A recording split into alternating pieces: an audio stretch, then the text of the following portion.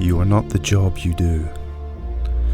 You are not the apps you scroll through or the bills you pay.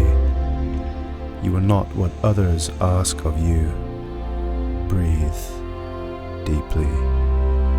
You are nature. You are the trees, the lakes, the wind and the sun. Over the course of this film, I'm going to take you on a journey of discovery over the expansive landscape where mystery abounds.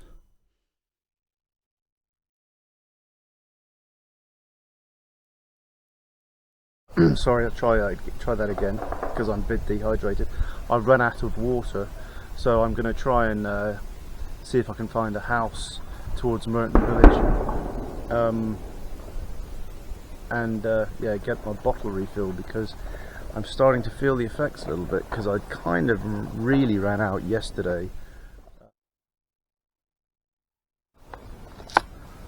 Well, I finally got some water, and you know, the interesting thing about this is, you know, how often are we in the world in which we live in now without water or even food in the West, or a lot of the countries in the world now? We take having water for granted. There's so much that we are ungrateful for. Not being grateful makes life a little bit unpleasant, not just for the person who's ungrateful, but for everybody else, because they build up this spite, you know. And not everybody, of course, it shows itself in different ways, but yeah, a lot of people are ungrateful, and they just need to be more grateful, because we're very lucky to have food and water and shelter. And the people that don't have that, they know exactly what I'm talking about. Backpack is starting to get extremely heavy. I think it's about 70 pounds. It's not as heavy as it could be, but it's pretty damn heavy.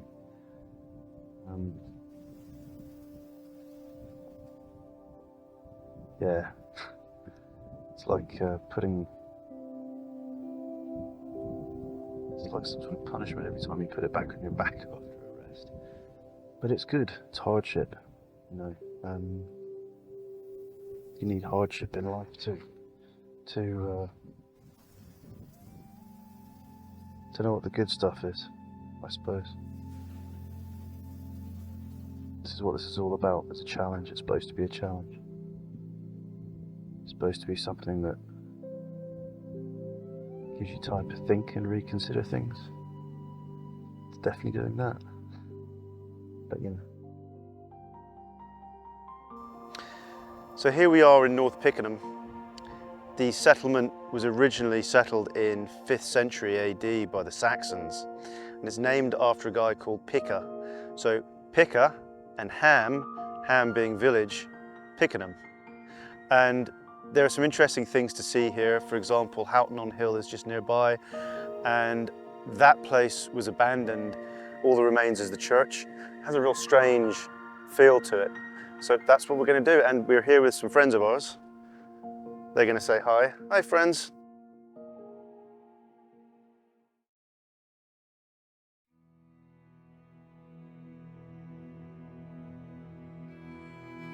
The abandoned village of Houghton on the Hill, where the footsteps of the past echo through quiet lanes, fields and woods in this lonely drifting place.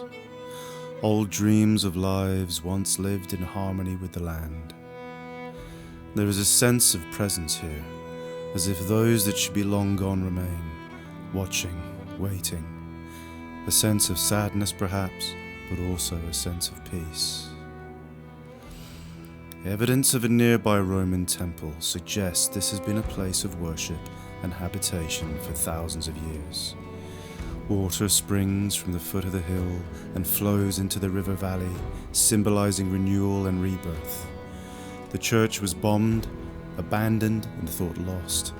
The last remaining traces of the people that dwelt here thought to be destroyed. But beyond hope, this place has been rescued. its grounds turned into a beautiful garden by local man Bob Davy. This is now a place of sanctuary, surrounded by flowers and fields. The ancient church sits on a hill deep in the English countryside, waiting for a return of the faithful it once nurtured.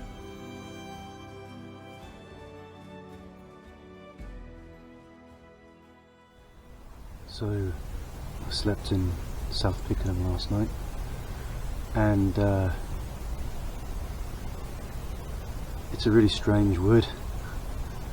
There's a lot of dead material around, and everything just cracks and pops. It's all crackly, all popply all night. But I had a really hard day yesterday. I'm not used to carrying that weight. It's been a long time since I've carried anything over 50 pounds on my back, and this backpack has got a lot of stuff in it I probably don't need. But I think part of it is I knew I wanted to carry a heavy weight. I knew I wanted to challenge myself. This wasn't just an adventure, it was also supposed to be a pilgrimage, a challenge. So yeah, yesterday was quite hard by the time I got here. But last night I got under this tree, and I'll show you the canopy in a minute, but I got under this tree, and in the back of this wood, it rained. I got set up, and about an hour, 2 hours after I'd set up, I was laying down, had something to eat. Suddenly the rain just went whoom, and the sound of the rain through the trees was just incredible. It's a very tall wood, but then a very short sub-layer. And this tree is so thick that it rained outside for about 20 minutes before I got it in here. It's kind of hard, you know. But yeah, it just made me feel so cozy and safe. Like it just dampened all the noise down and all those things. Yeah, it was a really good night. I slept all the way through. I was awake once in the night at about 3 o'clock, and that was it. Had a really great night's sleep.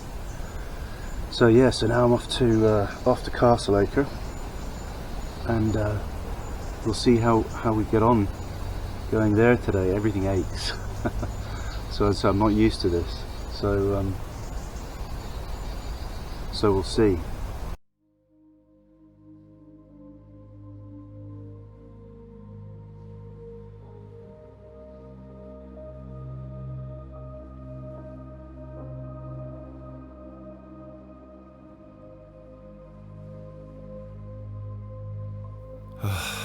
Sweet breath of life, gentle wind of God, guide me softly as I walk on this earth.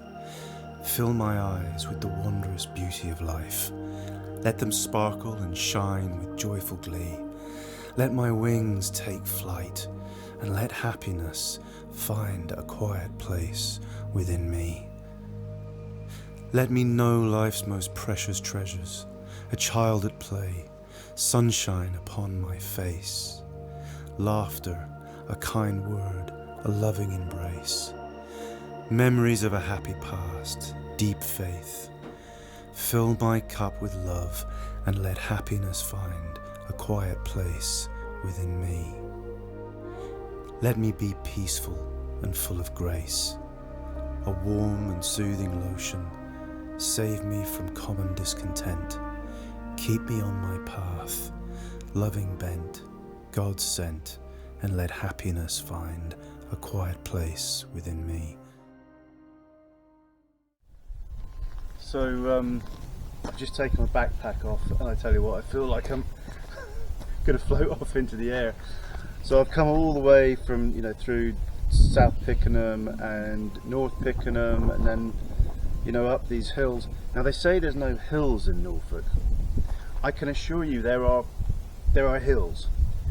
They're gentle, but they go on forever, and when you've got a heavy backpack on, and it's straight, because it's like a Roman road, and all you can see is your doom heading up the hill. But I'm now at the beginning of Procession Way, which is this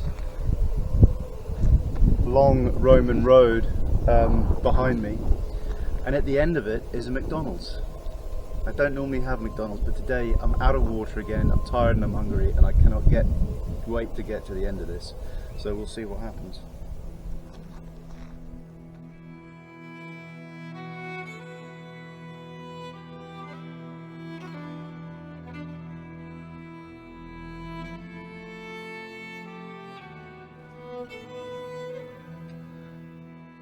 Wow. I think I'm about to get around.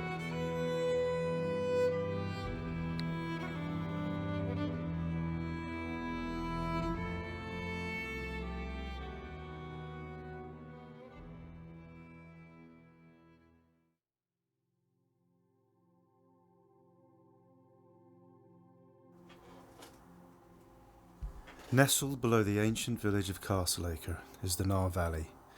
Crystal clear rivers and streams crisscross the landscape, weaving their way through water meadows. The cool rivers give respite to sore feet, whilst the mellow sound of the water's merry journey calms the mind. Ancient people walked this place, gathered water for animals, and fished the trout swimming in the water. Their children played in the river and by the water's edge. From the river, people collected water for the castle and the nearby, now ruined, abbey. Oh mate, there's so many lovely places to come and swim around here. You just get in there. I would set my tent up in there actually, on another day. Be right here next to the river, swim. It's really clear in the middle. Just through the trees over there is the priory, the abbey that was destroyed during the period of Henry VIII. It's a really beautiful spot. Oh, it's so nice.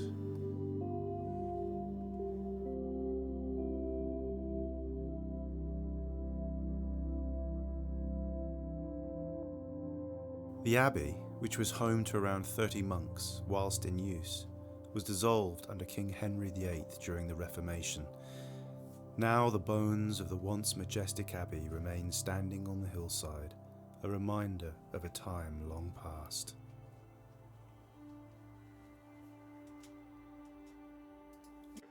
So we've come out of the water meadows by the river, which I took a shortcut through, and heading up through Castleacre now, and we're about to go through this archway, which was built probably around the 1100s period by the de Warenne family. And yeah, there would have been some sturdy gates on here, but now it's all just a pretty village. So here we are, this is the sign down to the castle and the Castle Mound, which is fascinating, really ancient place. And the Peddars Way travels on this road for a little while before going off the road again into the countryside. So we're just going to go and have a little look down here and see what's going on.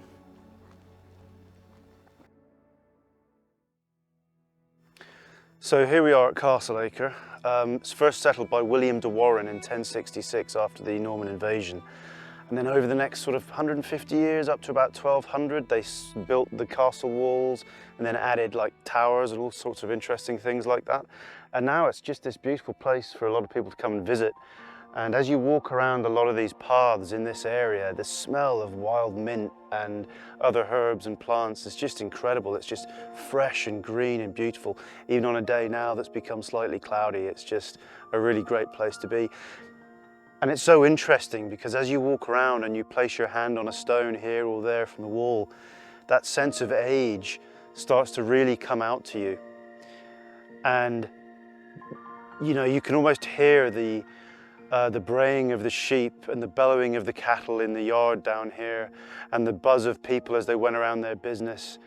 You know, the guards with the swords and the armor and all that interesting and cool stuff. You can almost get a sense of that history as you lay your hands upon the foundations of this really quite ancient castle now.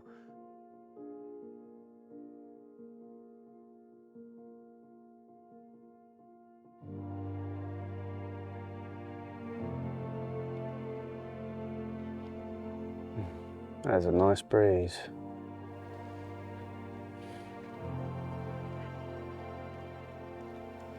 So this is colloquial name down here on the side that's growing here is called fireweed, which in Latin is Epilobium angustifolium. And it grows everywhere and it sort of flowers through into the August. And the seeds blow in the wind to distant places and resettle.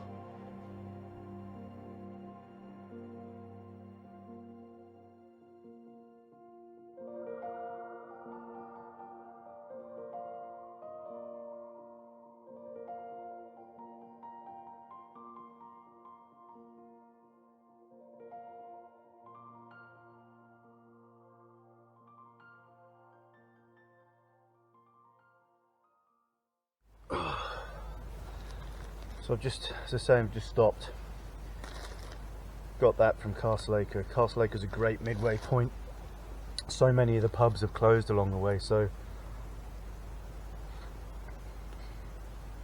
you need to stock up while you can, and this time I've got loads of water.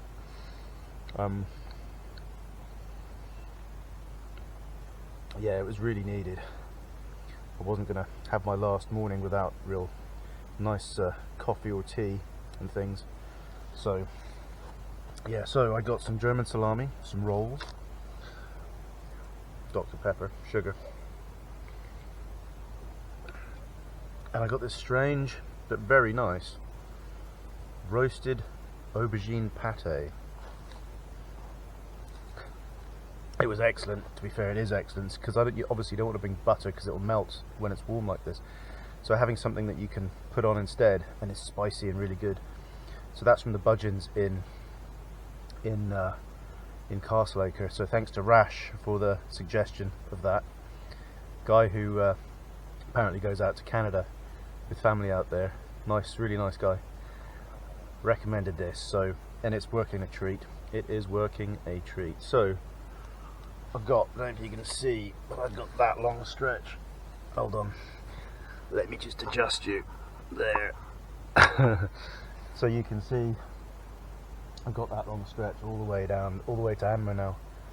So I'm going to finish my sandwich and hopefully I'll make it there before it really starts to rain. The road goes on forever. Well, it's been an incredible journey from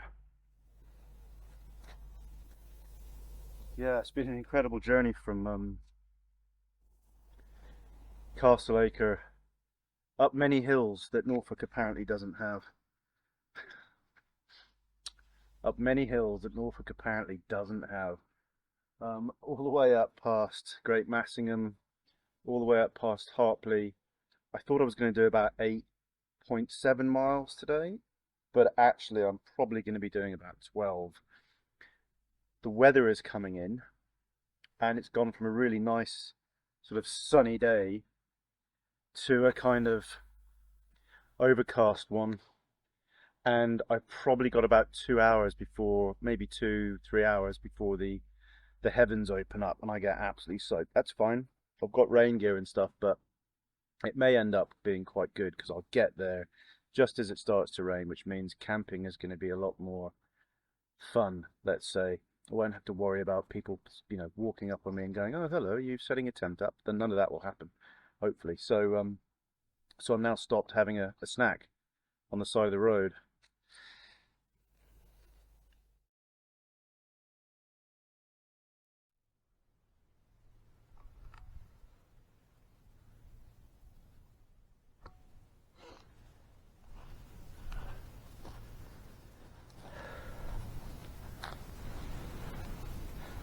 Not a bad spot to have a break in the field of, I don't know what this is. It's not cornflower, it's flax maybe.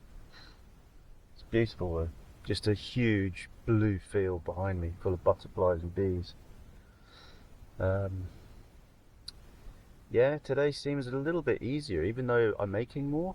I'm coping better with it for some reason. I don't know. I'm feeling pretty good. So, but yeah, I'm off to Anmer for the moment. I'm going to go and have a look at the burial mounds over there, and we shall see what we'll see.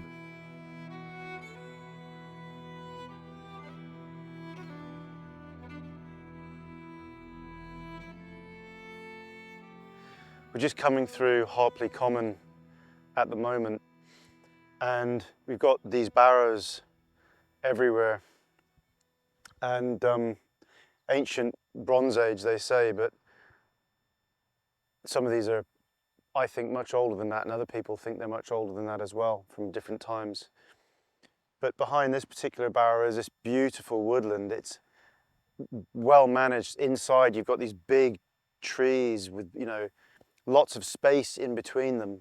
It's almost like a cathedral in there, so we'll go and have a quick look in there in a moment. But it's a really interesting open landscape into the distance, and it really does remind me of these passages from Lord of the Rings, you know, about the Barrow Downs. And when you see some of these other ones, you'll know what I mean. It's quite an interesting landscape here.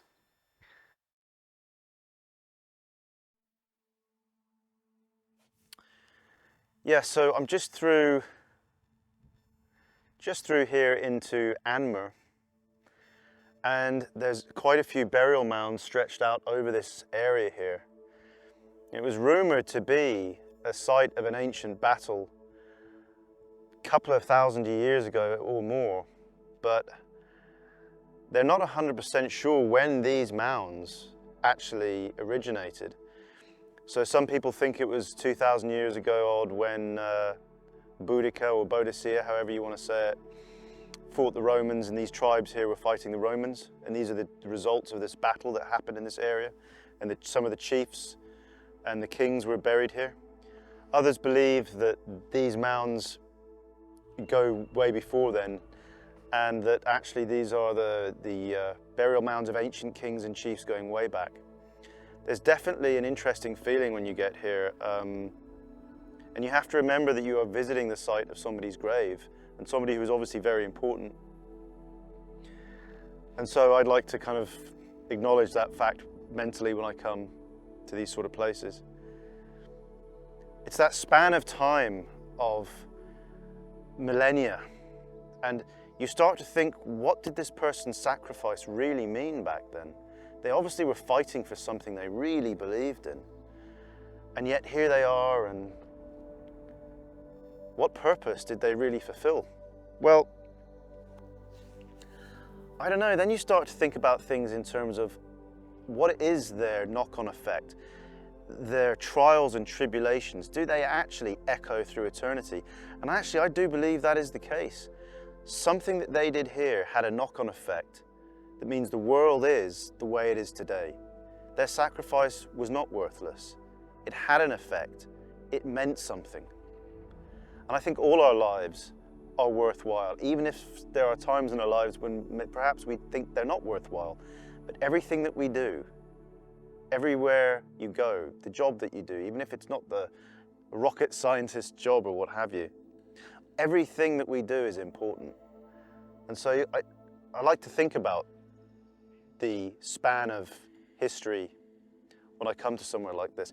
And it's interesting because I think somebody else has had the same thought, because somebody's actually laid flowers on this mound fairly recently to, I guess, honor whoever was buried here, or to remember them, to remember our own history maybe, and our deep connection with our ancient past. It's absolutely fascinating, and it's definitely quite moving when you see that somebody's done that.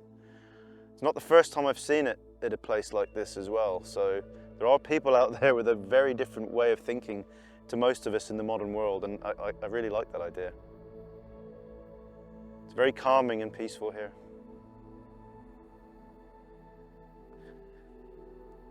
This is this beautiful woodland I was talking about. It's so airy, and like when you're here you can see back deep into the woods. They're like smooth pillars of stone, but they're trees, and it just goes on. It's like something, I don't know, out of a movie or something. It's really cool. You can see some of these trees are absolutely massive. You've got this here, and I think this is a chestnut, but it's huge. Ugh. Feel like I could sleep here. But yeah, it's an amazing woodland. To say, really well managed. Lots of nice diversity of tree species and things. Peddars Way. Peddars Way this way.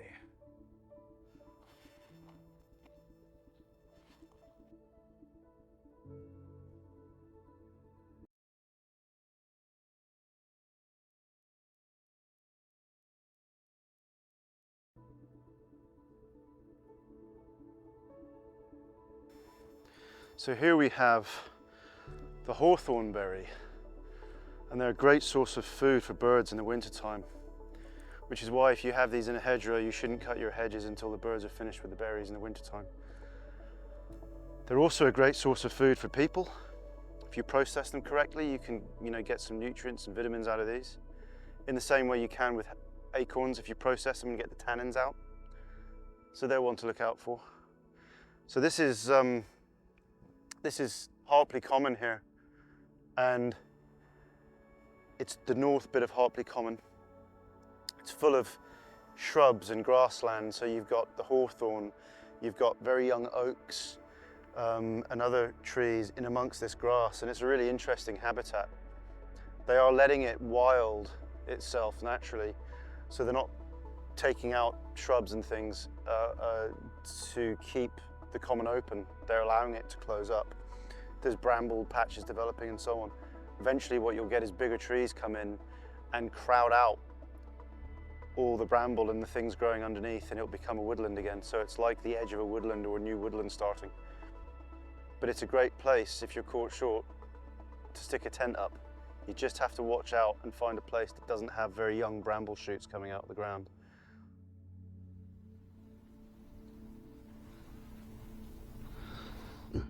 Well, I made it to Anmer. I'm here. I guess it's Anmer Common, or is it the top of Harpley Heath? I'm not sure which one it is. But it's got a big area. It's full of short oaks, hawthorn, and a lot of bramble. And when you look in, you can see the grass, but you can't see the bramble. So it was actually more tricky to find a spot that wasn't going to put a hole through the bottom of my tent than you'd think. I set up in the rain last night and a lot of stuff got wet. I was wearing these quite comfortable but unattractive shoes, and they're totally soaked through.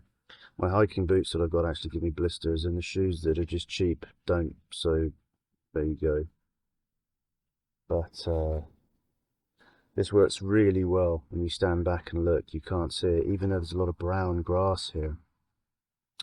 The short, dark oaks, this just fits in with them perfectly. So you've got, colours like this for the grass, and I'm learning as I go. It's just reminding myself of some of the skills and some of the fun bits. Next time I'll bring different things to what I brought this time. So I'm going to make myself a coffee anyway. I got another 12 miles to do today with this backpack. It's become a real pilgrimage, as I thought it might. It's been a real test, actually. When you haven't done anything like that for a long time and you suddenly put this weight on and you're going up some of these hills. Yeah, it's a challenge. It's great though, because it's all about this, But yeah, I'll give you a little view of the land. I'll pack away and move on to the coast, and hopefully today even though it's a bit cloudy and overcast, hopefully today I'll get a swim in the North Sea. So that would be nice. So I've just come out of a green hell. No, it's not that bad. There's a green tunnel of just ferns and bracken all the way from Anmer to this point where it finally opens up, and I'm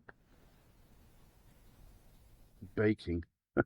It's just really humid, and everything's wet, and my feet are all wet already.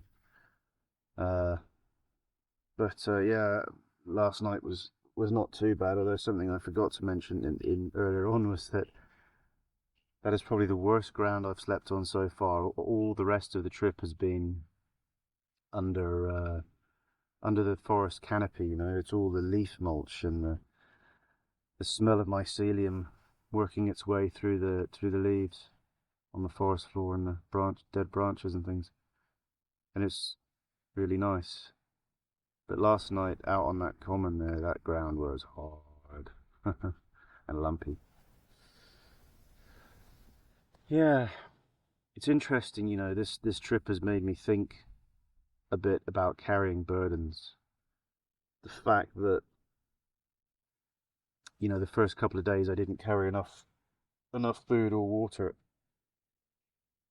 and you know, because I wanted to make things easy for myself in terms of load, right? Well, of course I didn't have enough food and water, so I had 2 days of, you know, big calorie deficits and kind of feeling dehydrated.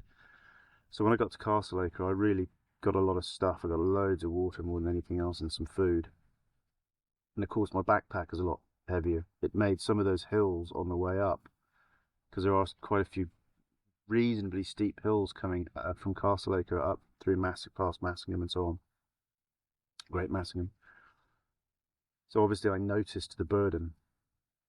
So the thing is, you know, it's a pretty good analogy for life, because the more of a burden you take on in life, the more you sacrifice, the more hours you spend at your job or whatever it might be that you're doing to earn money, for example. The more burden you take on, the more safety you have, the more water, the more food, the more whatever it might be. But you have to sacrifice enough, and you have to carry enough of a burden to make it worthwhile. I should be okay, I think, towards the coast today for the water I've got left. But carry your burden and understand that it requires sacrifice. You know, people carry their burdens in life and they lose their marriages and their children and all the other things that matter to them, because they sacrifice their time and parts of their soul almost to achieve things. And you know, there are people out there who will simply take. They'll take from you. They don't care. They don't have any concept of what it means to carry a burden. So they'll borrow money and they'll go, oh, I'm not going to pay them back, whatever. Yeah. But you know, it's very selfish, some people. And I think what's amazing about doing these trails is that there's so many things about hardship when you really put the backpack on, when you put that weight on, when you walk hard and you carry your home on your back, so to speak. There's a lot of things that run through your head about what you're doing and about the beauty of carrying a burden, for example, or, you know, a reminder of hardship, a reminder of how blessed we are really to be able to go to the tap and get a glass of water, all these things.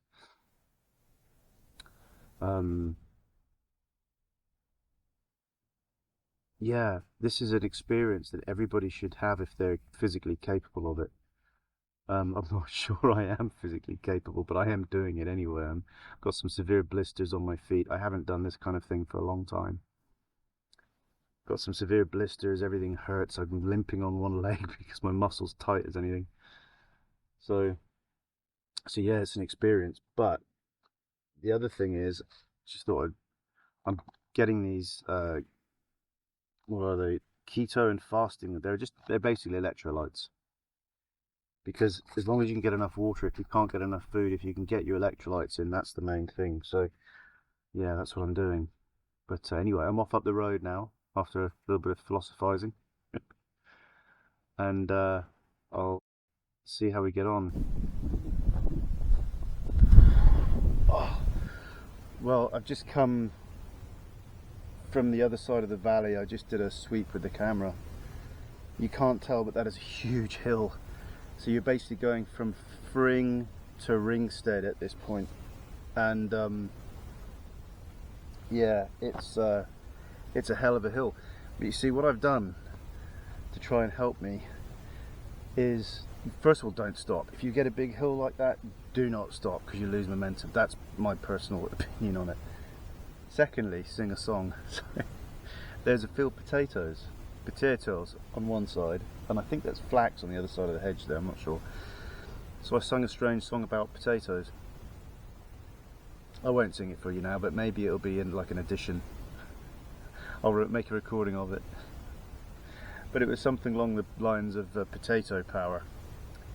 Yeah. Anyway, I have no map at the moment. No, my phone is dead, which I was using for a map. And what that means is that I don't really know how far I've got to go. I can't remember how far it is from Fring to Ringstead. I then don't know how far it is from Ringstead to Home Hale. So I'm just ploughing on, and I have to say this is a really beautiful part of the countryside here. Some of the hills and hedgerows and the views, because it is a lot more hilly here. They're sharper hills, so I actually prefer these. They're shorter and they're quite steep for Norfolk. Whereas the ones early on in the walk, in the hike, they just were on forever, just at an angle, just up and up. And so yeah, I'm not so keen on those, but these valleys here are just absolutely beautiful. Little farms tucked in the woodlands, in the valleys and things. Yeah, it's really, really nice. So I'm starting to get my spirits up again. I've shaken off the morning doldrums and it was just damp and wet and grey and horrible this morning, and really humid. It's still humid, but the sun's out now. And so yeah, it's a bit more of a pleasant situation, but as you can see, I'm absolutely drenched from that hill. Anyway, I better crack on, I suppose. So one of the things, I'm just on this section here still, I'm about to head off to Ringstead. One of the things I started to do is collect rubbish on the way. So I had a bag of my own rubbish in, and I thought, like this bench I was just sitting on, it's just paper and stuff. Somebody sat there blowing their nose and left tissues and stuff like that, and just one that's not even used, just laying there in the grass. So I thought, I'll collect as I go. Might as well. Oh god, here we go.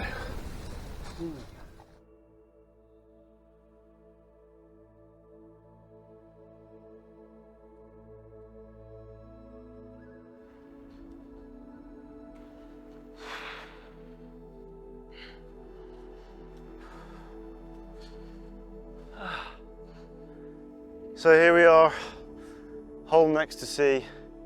You come out of the Peddars Way there, and you cross straight down the road, and down on the right there is the pub, which is a very nice place to be. So this is the route the Romans used to take, and there used to be a port up here when the water was deeper, and so they were able to ship goods out of this port, which is now quite shallow. But yeah, it's a nice place with a bench to sit down, so that's what I'm going to do.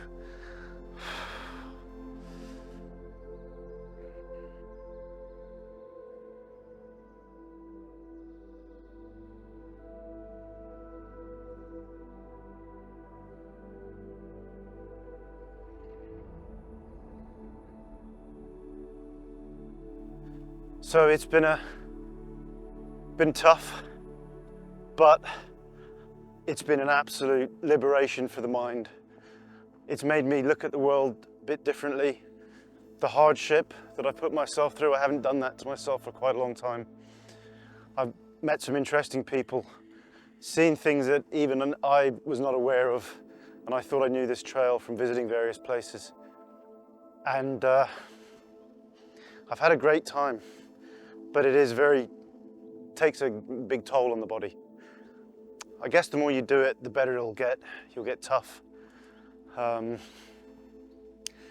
it's been amazing so far. I've just got to get to the pub, get to the beach, and think about doing the coastal trail next.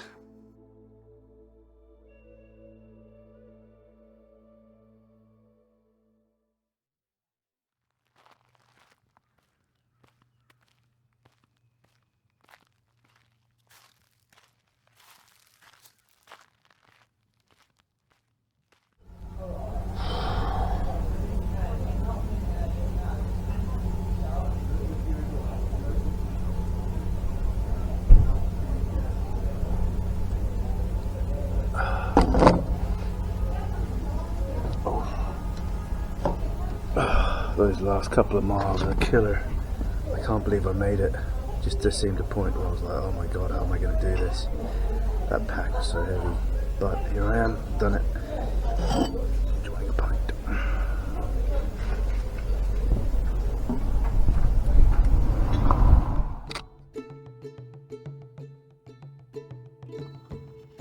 The Holm Dunes National Reserve.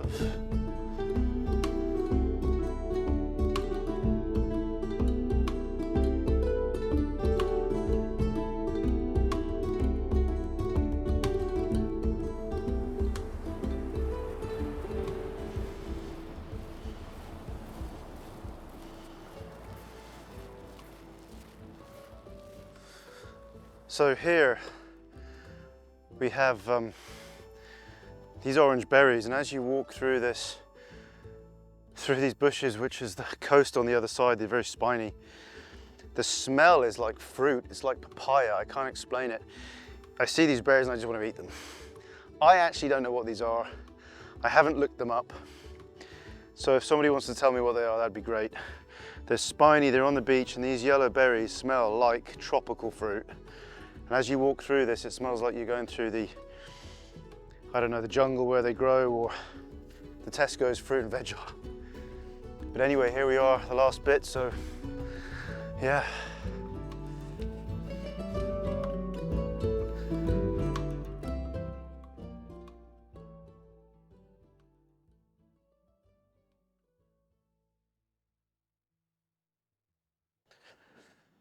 So this is really nice as you come to the beach here. After you've been walking all that way, 76 kilometers or whatever it is, and you come and you're faced with this beautiful open scenery, and you can see in the background there, you've got the lighthouse and in Hunstanton and all these dunes on this national reserve. So after that long and arduous but very enjoyable hike, it's pretty good actually.